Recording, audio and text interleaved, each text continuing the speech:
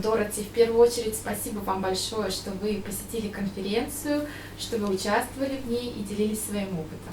Thank you very much for being at the conference, for participating in it and for sharing your experience and your ideas. Oh, I thank Caritas for inviting me. Ну, я хочу в свою очередь поблагодарить Caritas за то, что меня пригласили. Хотелось бы узнать, какие темы конференции вы бы могли выделить как наиболее интересные и актуальные. The question is, what topics of the conference do you find more modern, most interesting? The whole conference was very interesting for me. The way it started with the history of AAC in Russia, because it's something that I'm not really familiar with, and then it progressed through the 2.5 days with a really interesting range of topics. My speciality is with healthcare, so I particularly liked hearing what's happening in Russia in AAC world in healthcare. Ну, мне очень понравилась вообще в целом вся конференция, и очень интересно было узнать о истории возникновения и развития АДК в России, потому что это то, чего я не знала.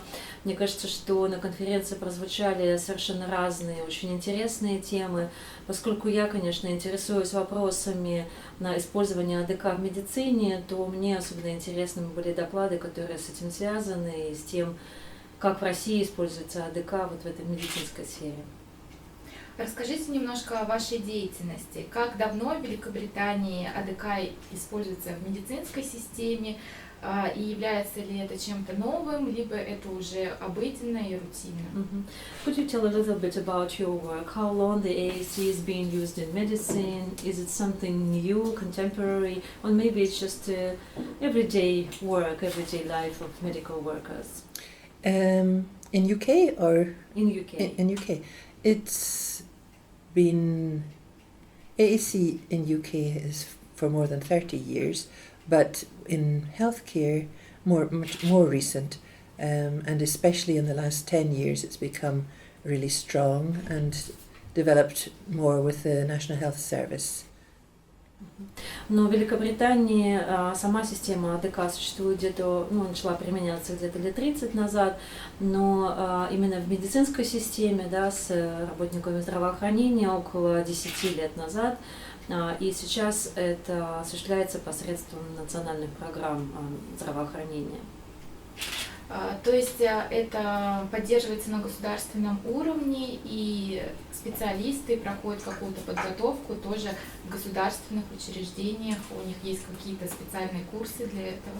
So when you said that it's supported by National Healthcare Service, this means that it's supported like by government, and the professionals have it as a part of their education, or how it's done? Yes, the National Health Service is the government body which provides training and the strategies for training, and it's now, I'm speaking from Scotland, not the whole of UK, when I say that there are now strategies for every region in Scotland for provision of AAC training and awareness, not only in healthcare but in society, but it's under the National Health Service. That's the overriding body.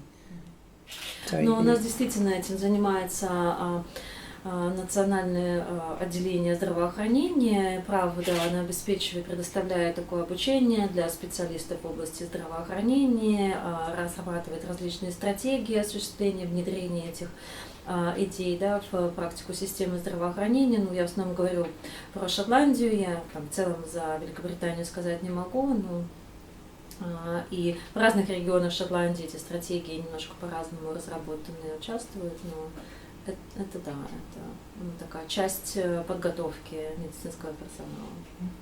Как вы слышали сейчас, может быть, в панельной дискуссии, что для России это на данный момент очень актуальный и острый вопрос, потому что у нас отсутствует такая система здравоохранения, помощи, работы с неговорящими людьми. As you probably heard now at the panel discussion, it's quite problematic in Russia, because in the healthcare service we don't have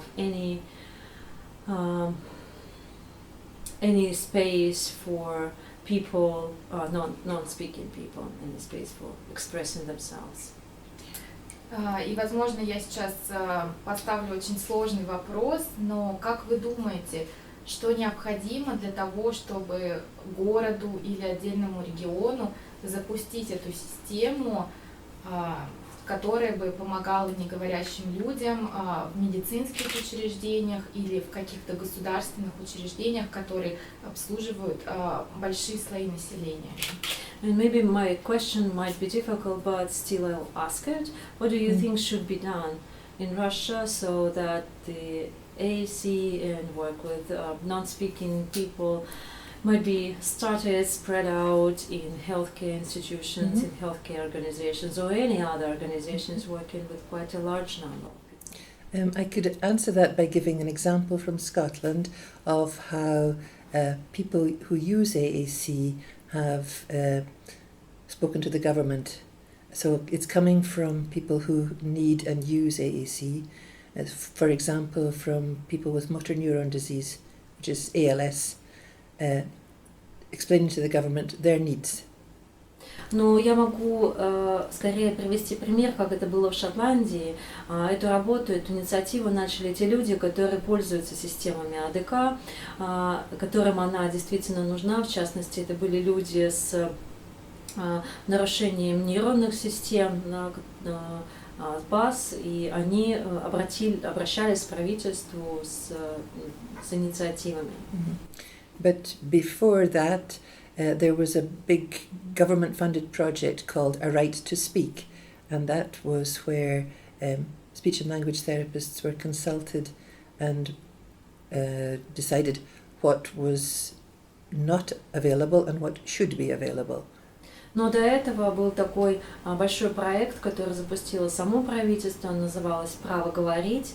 Это когда обратились за консультацией к логопедам, к дефектологам и спросили у них, что им кажется необходимо сделать для того, чтобы помочь неговорящим людям в коммуникации. And what came out of that project was the need for awareness in society. И основным результатом этого проекта стала необходимость информировать общество о потребностях этих людей. And then the need for training as well, as they were talking in the group session just now.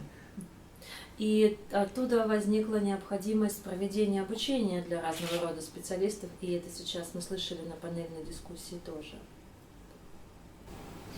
Может быть, есть какие-то пожелания для специалистов российских в области АДК и для пользователей АДК?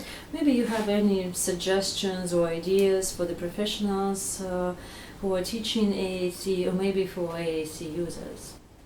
I think one of the best ways is to share information, and whether you do that by actually meeting in person and forming groups, because meeting people is the best starting point, and then information can be shared on social media. But I think first of all it's the actual contact with people and sharing ideas and their knowledge. Мне кажется, что самый лучший способ – это встречаться с другими людьми. И, конечно, надо встречаться лично, нужно обмениваться идеями, и затем уже можно переписываться в социальных сетях, а посредством каких-то других ресурсов. Но самое важное – это встретиться, узнать другого человека, услышать, что он думает и чувствует. Спасибо большое. Thank you very much. Thank you very much too. Спасибо вам большое.